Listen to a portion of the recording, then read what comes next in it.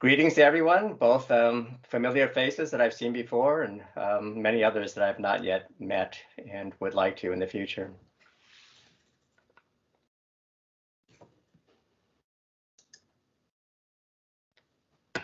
In 2011, you may know I asked the question, where is cultural criticism in the digital humanities?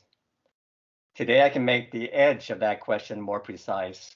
What kind of cultural criticism is uniquely appropriate and purposive for the digital humanities? That is, what kind of cultural criticism not only allows the digital humanities to follow or augment prevalent modes of critique in the humanities, but has the potential to be a distinctive critical métier. There'll be many answers to this question, I hope, as the digital humanities evolve, but the answer I focus on today is the critical study of infrastructure. This is because DH has an overdetermined relationship with information technology infrastructure, IT in particular, most notably with so-called cyber infrastructure, the term for research IT infrastructure introduced in 2003 in the so-called Atkins report for the US National Science Foundation, and later, as in the 2006 Our Cultural Commonwealth report of the ACLS, extended to IT in the humanities and social sciences.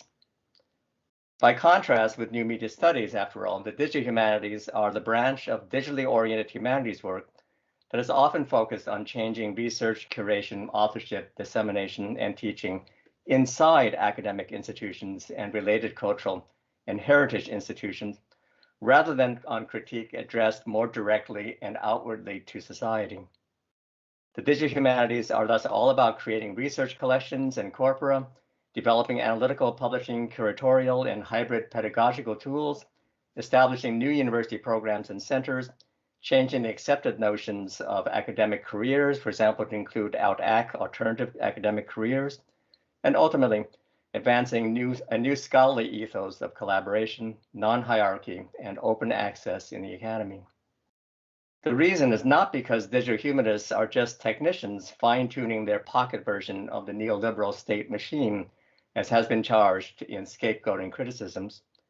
In my view, the reason is that hacking and yakking about scholarly cyber infrastructure is itself socially meaningful critique, for which we are as likely to find a passionate and sometimes even militant digital humanist championing change as we will ever find a fiery new media studies scholar hacking and yakking about privacy, surveillance, platform culture, AI bias, social media, and the Googleization of everything. As it were, fighting the Elsevering of everything by breaking down the paywalls of closed publication infrastructures, just as one example, is today's digital humanities version of storming a university administration building in the 1970s.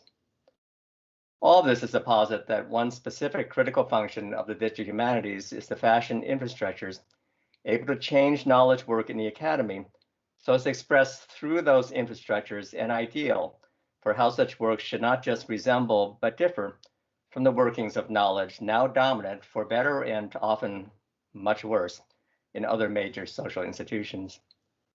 A critical function of the digital humanities, in other words, is to assist in shaping smart, ethical academic infrastructures that not only advance or reform normative academic work, research, pedagogy, advising, or administration, but also intelligently transfer some, though not all, values and practices in both directions between higher education and today's other powerful institutions, business, law, medicine, government, the media, the creative industries, NGOs, and so on.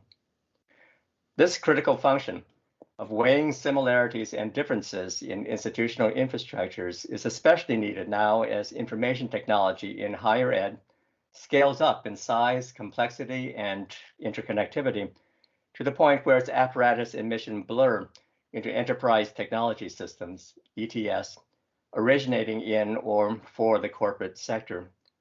Such blurring is accelerated by the fact that so many universities are today migrating elements of their core mission research and teaching technologies together with their support service ETS, for example, email, calendaring, payroll, timekeeping, and legal deposit, to the cloud.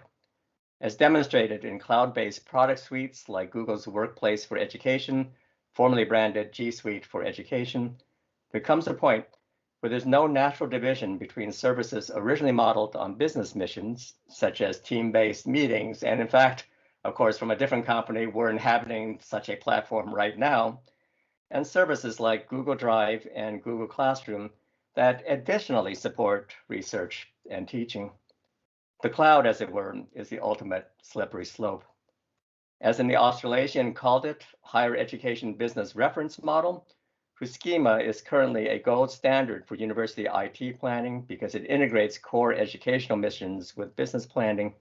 It is all, to use Benjamin Bratton's terms, one-stacked sovereignty.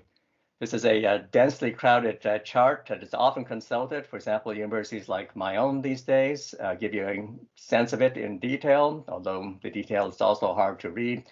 You'll see that the research plan, which can be organized and measured along these several components, is supported by enabling capabilities seen in the same synoptic view, including childcare service management, health service management, as well as facilities and proper management, information management, organization performance, and so on.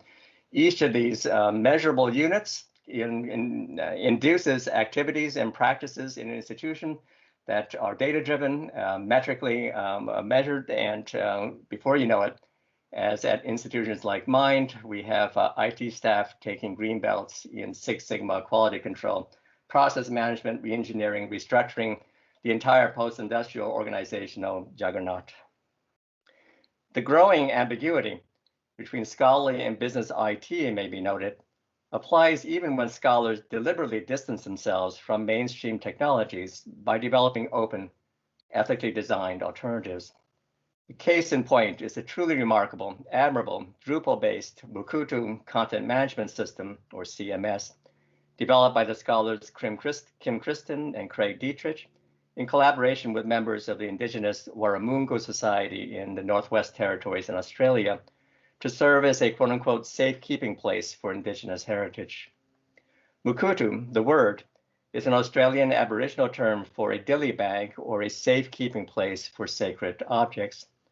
Designed to provide culturally sensitive, controlled access to heritage, Mukurtu, the CMS, uses traditional knowledge protocols, TK protocols, stabilized by custom, to create a modus vivendi between open and restricted information that is simply incommensurate with unstable Western and especially Silicon Valley style so-called terms of agreement relating the open, the community, and the private.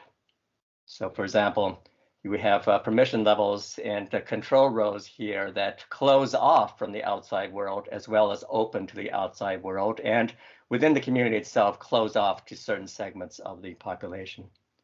At its back end, Mukurtu's unique mesh of permission levels and roles, administrators, curators, community managers, protocol stewards, language stewards, and so on, thus only partly resembles the social model of most content management systems, which do not distribute authority roles to create what Mukurtu is paradoxically open and closed control. That is a system in which many routes of access are closed, but control over those closures is distributed relatively broadly across the community, according to settled tradition. Mukurtu is thus not like the WordPress CMS, whose underlying Western print ideology, implicit in the press part of its name, goes back to Gutenberg and the aggressive dissemination of the Western version of sacred knowledge, the Bible. That is, Mukurtu is not mainstream IT, yet simply in declaring itself explicitly a content management system and building its permission and identity controls on the pre-existing Drupal CMS, Mukurtu necessarily buys into notions of, wait for it, content, management, and system, all of which are fundamentally enterprise concepts. And I might note that there's nothing more enterprisey looking than the Mukurtu homepage now and in the past, although given the fact that these are Mac machines, of course, this is a startup enterprisey kind of space in the design world. Mukurtu, here standing for an extreme case of how different academically developed IT thinks, necessarily participates to some degree in the anti-dillybag, appropriative, and aggregative pattern of holding cultural assets, also known as content and identities, that is the contemporary capitalist enterprise. After all, in a Silicon Valley dominated by the very opposite of an indigenous population, the great anti-dilly bags today are such digital content and identity aggregator companies as Google, Facebook, Amazon, and the list goes on. To pop back up to my main thesis, respectful yet also critical commentary of the kind I've just offered for the Mukurtu platform is just one instance of the kind of critical study of cyber infrastructure that would allow the digital humanities to exploit its special relationship to infrastructure to cybernetically steer and not just row another oar in cultural criticism. The special brief of the digital humanities, after all, is actually to lay hands on the pilot wheels of IT to combine designer, builder, and critical activities. That is how DH scholars can be not neoliberal tools, as they've been called, but what Foucault called specific intellectuals acting in their institution at the critical steering points where guidance is needed to maneuver among alternative institutional paradigms spanning the spectrum of society's major social sectors. Ultimately, to pop up to the highest level of my argument, cultural criticism in the digital humanities must now take a portfolio in critical infrastructure studies because of the rising prominence of infrastructure generally in discussions of culture today, a phenomenon currently dramatized right now in the ongoing contest in the US Congress over the Biden administration's massive multi-trillion-dollar infrastructure plan, which among many other things referring to the contest is a cultural contest. Opening my aperture, therefore, to focus more widely, let me now give an overview of critical infrastructure studies generally in its relation to cultural criticism. Here's a description of the critical infrastructure studies session that Matthew Gold and I co-organized at the 2018 MLA convention. I should note that this was originally Matthew's idea. The description serves well, I think, to set the scene of critical infrastructure studies. Quote, infrastructure supports, connects, separates, constrains, frees, transforms, communicates, and stores who we are. It reinforces and reshapes the stresses between dwelling and work, center and margin, high and low, and local and global that make a society. Yet it is normally mute until something breaks, decays, or as in heritage infrastructure needs to be remembered or recapitalized. Then it speaks. Especially in moments of ruin or risk, infrastructure speaks eloquently about those who otherwise leave little textual evidence behind, but instead a dreadful or artful material history, tracks at a border wall, inscriptions on the walls of the Angel Island immigrant cells, or graffiti on a bridge. Infrastructure is the literature of those whose identities are made by being acted on by the medium of infrastructure, even as they make themselves by acting in and against infrastructure. People on the right side of the wall, the cell, the tracks, and so on, are also subjects of infrastructure. For example, each time they get in a car and just drive, or boot their computer and just browse, close quote. Over the past few decades, critical infrastructure studies, also called infrastructuralism, has emerged across multiple disciplines to address such issues. Or rather, phrases like multiple and such issues connoting a miscellany are not quite right. Infrastructure studies becomes critical infrastructure studies to the extent that it seeks to understand how plural notions of infrastructure converge in a general idea of infrastructure, one that allows for critical purchase because convergence is also a shared forum in which divergent infrastructural understandings abut each other to expose conflicting or relational values.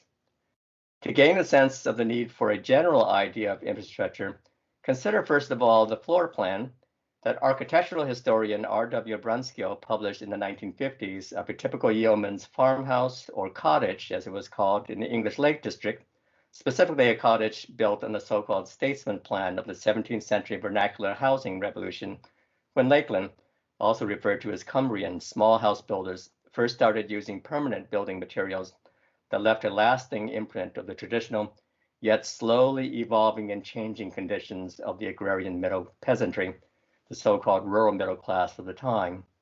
That's a topic I discuss at length in a chapter of my first book, Wordsworth, The Sense of History, in 1989. Paraphrasing very quickly, You enter those two-story cottages through the down house. It's a two-story open to the ceiling structure where the animals are sometimes kept at night. The main living and socializing space is the kitchen, beyond which is the master and mistress's bower. The really interesting space socially, however, is the Cruck Loft on the second floor, first floor as it's called in England, where the so-called servants, the indoor servants of that farm, sleep together with the children of the household. Sociologically, we might ask ourselves, how does that occur for those two classes of people to live together so intimately in that Cruck Loft? And of course, the answer is that sociologically, there is no difference. The indoor servants were the children of other farms in the area who had been ejected out of their homesteads because of the primogeniture system and its cascading effects. It's a kind of a channeling, in other words, of a fantastic permanent instability in the Cumbrian social system that for the moment is locked into stability in this social form, subject, however, to external factors such as economic depressions that led to a collapse at times of the system, the kinds of collapses that led to the poem that I was studying at the time, William Wordsworth's The Ruined Cottage. Now, there's much more to say about the cottage plan. Adding to Brunskill's architectural site studies, the findings of economic history and material culture research on the Lakeland peasantry. For example, J.D. Marshall's study of Cumbrian probate inventories of household artifacts, such as clocks entering the household for the first time in the 18th century, would furnish further infrastructural glimpses into the social world of the times. After all, what might clocks entering the home mean, not just as status symbols, but as instruments of a new social temporality, in which households synced with new modernizing rhythms of managed time? If there's a clock in the house, for example, disciplining children, which linguistic evidence indicates was traditionally very harshly physical in the Lakes, might take new forms. We can almost hear it. Child, go stand in the corner for 1 hour.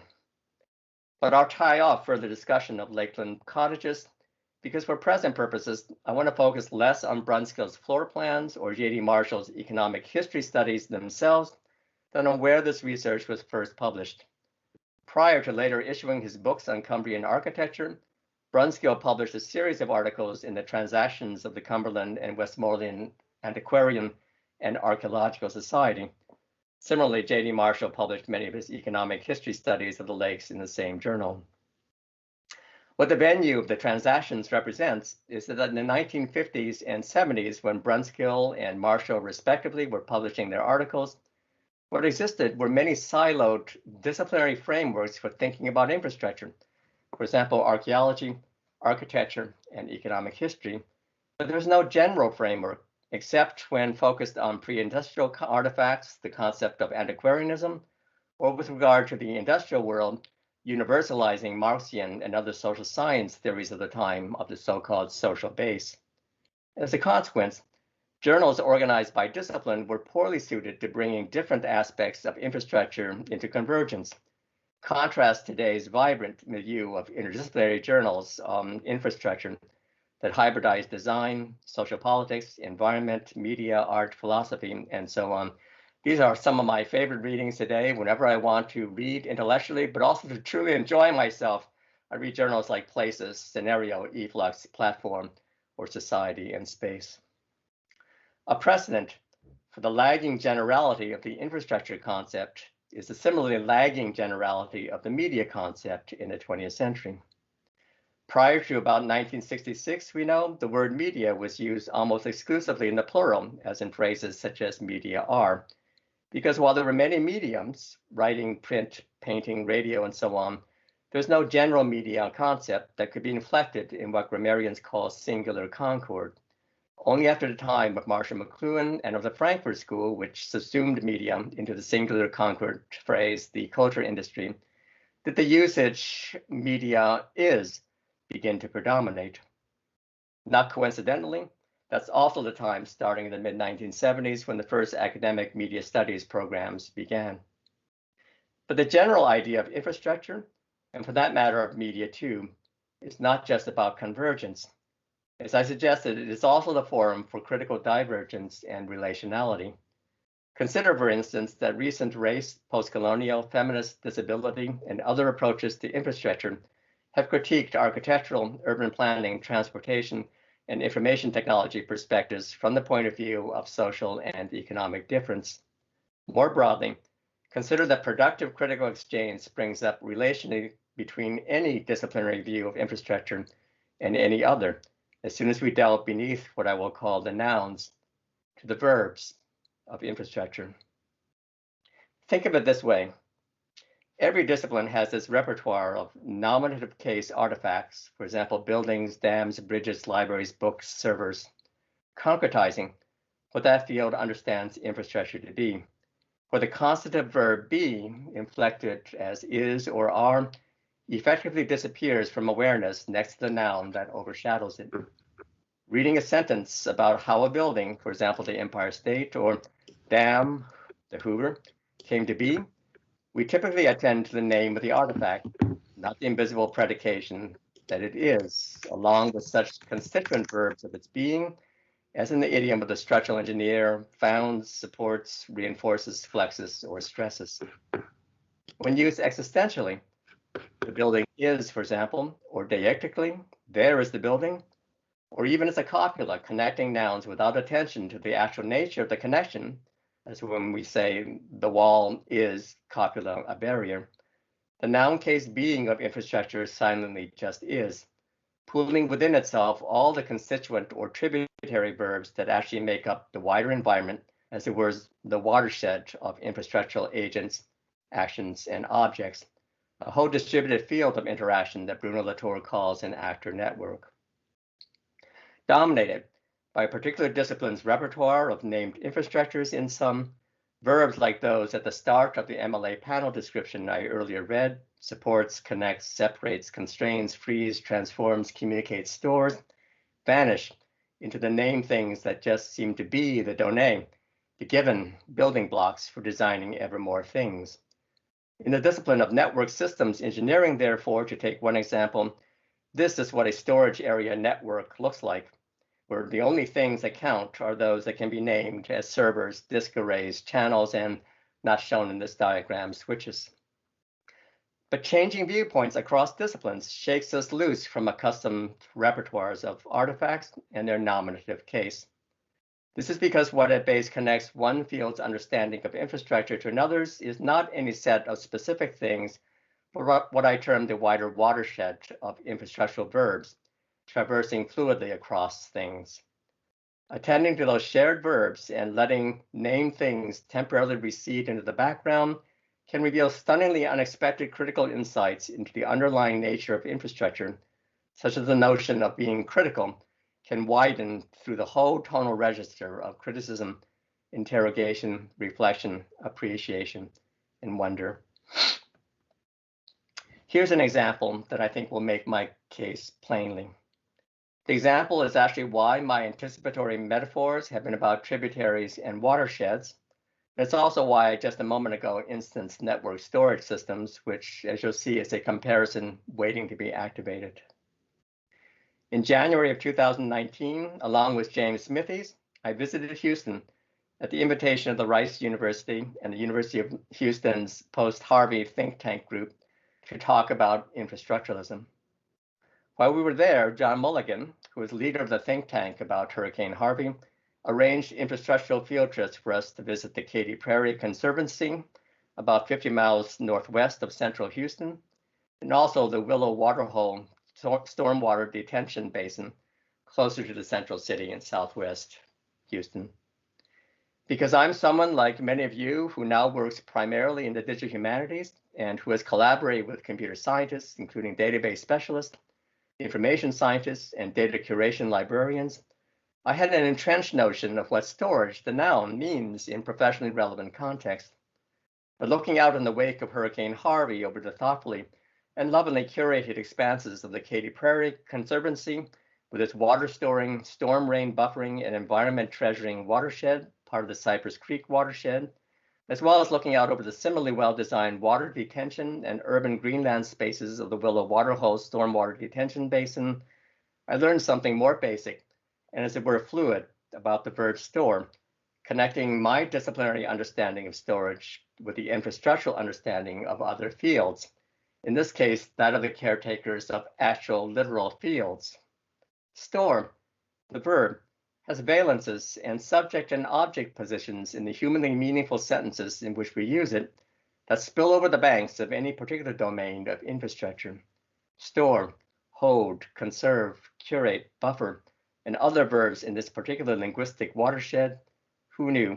They're not just about storing information or anything else now increasingly reliant on network storage and communication systems. Indeed, they are not about storing any particular thing at all, siloed in a discipline of infrastructure. Instead, they resolve into fundamental actions of human and also wildlife living and dying. Speaking of wildlife, these, by the way, are some of the approximately 10,000 Mexican free-tailed bats from the colony under the Wall Bridge in Houston that died during Harvey, when the water rose and the winds grew too high for them to escape. A moving reminder of the fact that human infrastructure is also animal infrastructure, and that issues of storage spill over into a larger sense of conservation for creatures both great and little. Of course, storage-related concepts such as flooding, channeling, pooling, buffering, holding, conserving, and so on do not map exactly from field to field, but not exactly is the critical point. Critical infrastructure studies is critical to the extent that it puts one field's understanding of infrastructure into debate with another's to discover new understandings of what infrastructure is.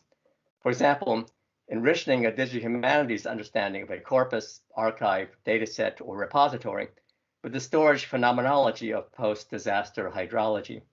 Today, critical infrastructure studies is the framework that has emerged to think critically, convergently, but also divergently across disciplines about infrastructure, and ultimately to ask such ethical questions as what infrastructure is good for, what good infrastructure is, which is a different question, and integral to the above, and why we need fields with different stakeholders to weigh in, who infrastructure is good or bad for. To offer an overview now of specific areas of critical infrastructure studies and their conjunction, it would be possible for me to give a tour of the approximately 50 categories and 760 citations of the cistudies.org bibliography of critical infrastructure studies that I keep in collaboration with others. For example, Ursula is currently editor of the DH items in the bibliography. An infrastructural note, normally this would be just in a footnote, but I'm trying to proselytize toward the standard of people creating standard citations, maybe even data sheets of the infrastructural foundations of their DH projects and exhibitions. So just a footnote about the infrastructure of this bibliography. The bibliography is created and edited in Zotero, created by the Roy Rosenzweig Center for History and New Media at George Mason University, and then it's automatically pulled into the cistudies.org WordPress site through Katie Seaborn's brilliant Zotpress plugin from the Zotero API. The WordPress site itself is one that I keep on the Reclaim Hosting internet hosting service, which originated to serve the academic sector. Here's the CI Studies bibliography as it appears on the WordPress site with categories that are constantly evolving. Or again, it would be possible to provide an overview of critical infrastructure studies using selections I pulled from the bibliography and assembled as a primer, the CI Studies primer. However, since in this past year, I again taught my graduate seminar at UC Santa Barbara on critical infrastructure studies, the second iteration of the seminar, I thought I'd instead show you my course syllabus very quickly as a more compact equivalent of a primer.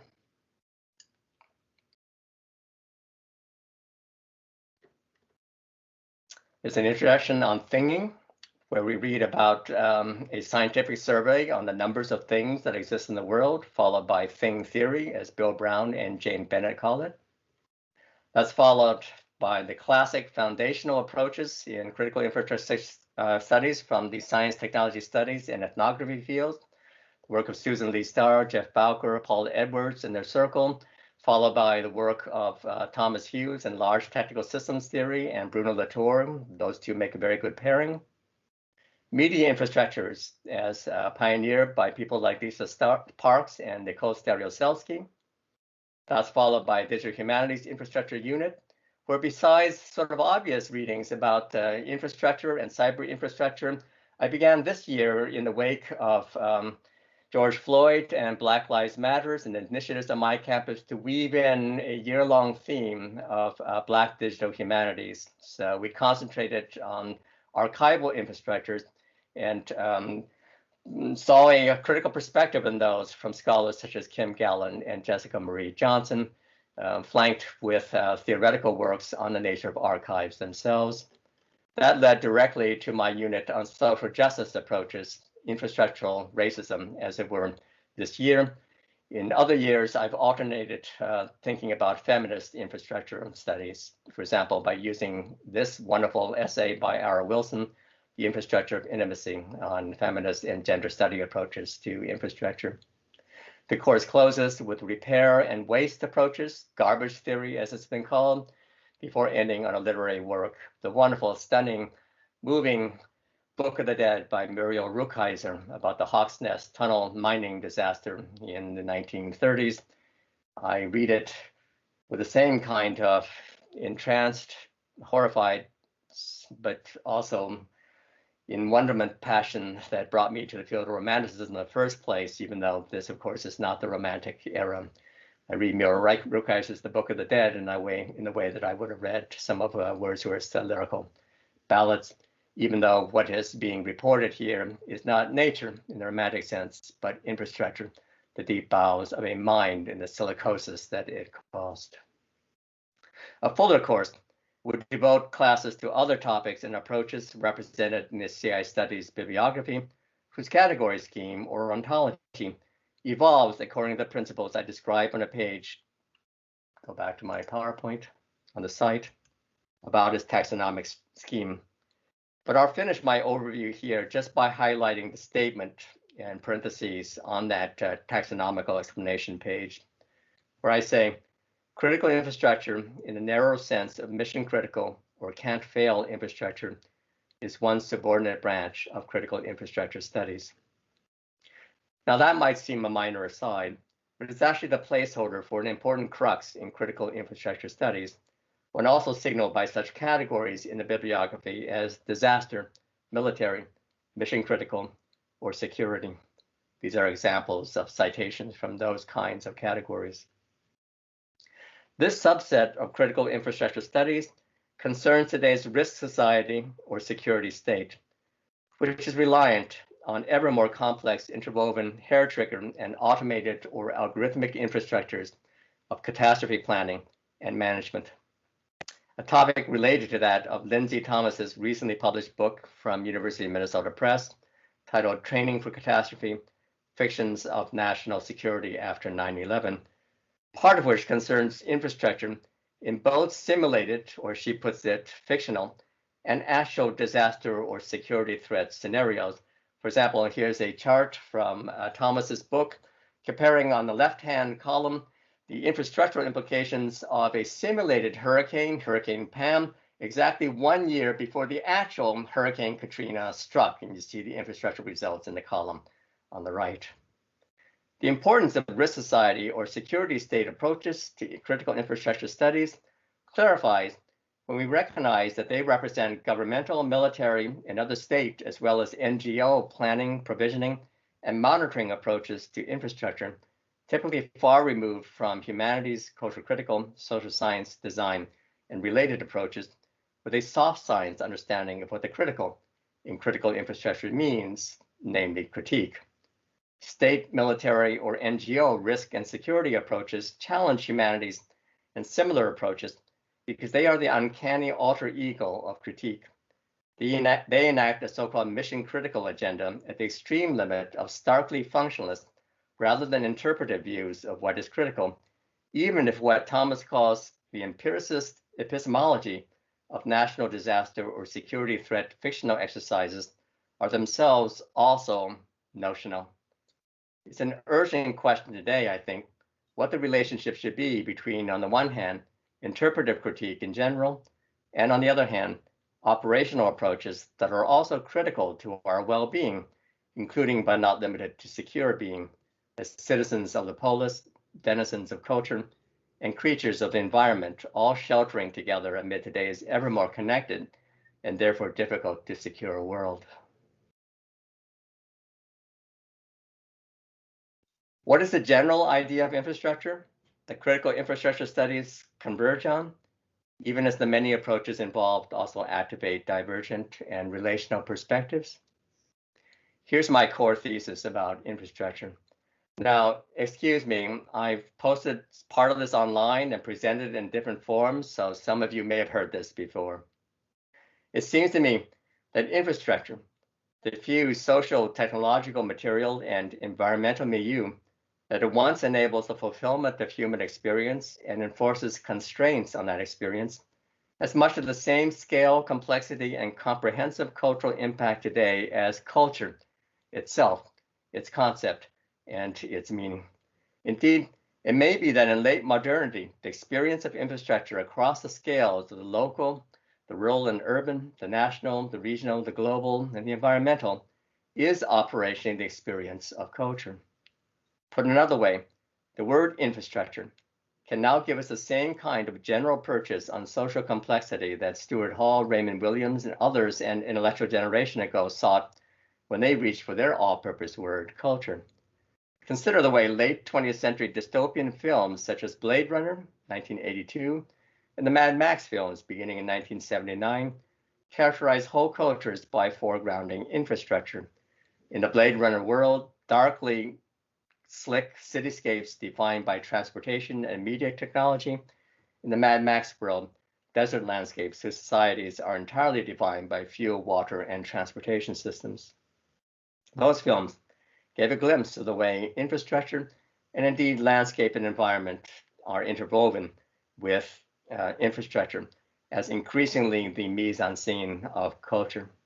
As Rosalind Williams wrote in an influential essay of 1993 titled Cultural Origins and Environmental Implications of Large Technical Systems, she wrote, infrastructure is, quote, the outstanding feature of the modern cultural landscape, close quote. Not just filmic near future or post-apocalyptic fantasy life, in other words, but daily life in modern critical landscapes. Driving, for example, steeps us in pervasive encounters with transportation, media, and other infrastructures. Late modernity is thus urban culture, car culture, cable or streaming TV culture, internet culture, smartphone culture, and of course, today, right now, virtual conferencing culture, as well as differential regulations on who has access to those cultures. The consequence of such confluence between infrastructure and culture may be predicted as follows. Critique must now focus on infrastructure to have any hope of creating tomorrow's equivalents of the great cultural critical statements of the past, and you'll see from the last name I'm about to add to this repertoire, even the very recent past.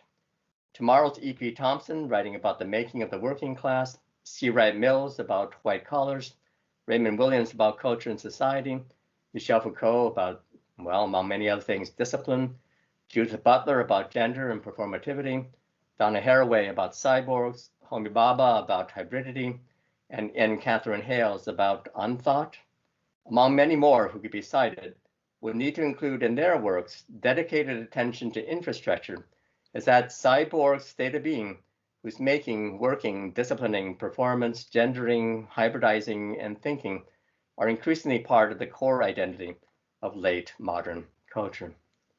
Compositing my two key terms of infrastructure and culture together, as if working with a composite material like reinforced concrete, carbon fiber, or Kevlar laminate, we may say that late modernity is made from infrastructure culture, or equivalently, culture infrastructure. Pendant to this general assertion, here are what seem to me two of the most important general questions that critical infrastructure studies now needs to explore. First, what can the paradigm of infrastructure allow us to see, think, feel that earlier major scholarly methods cannot?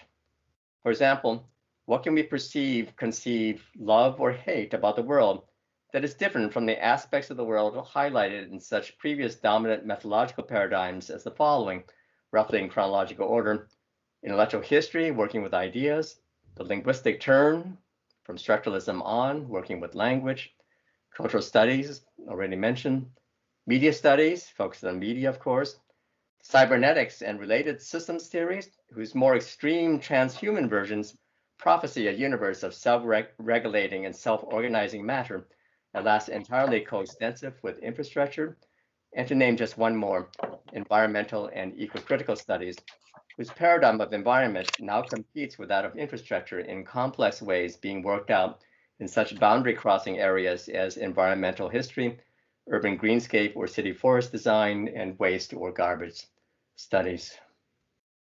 Secondly, to round back to where I began in this talk, but now in a broader context, what is the institutionally unique infrastructural mission, in order roughly from the specific to the general, of the digital humanities, the liberal arts, and higher education, when so much socially significant infrastructure now revolves around information technology infrastructures commandeered by institutions such as business and entertainment?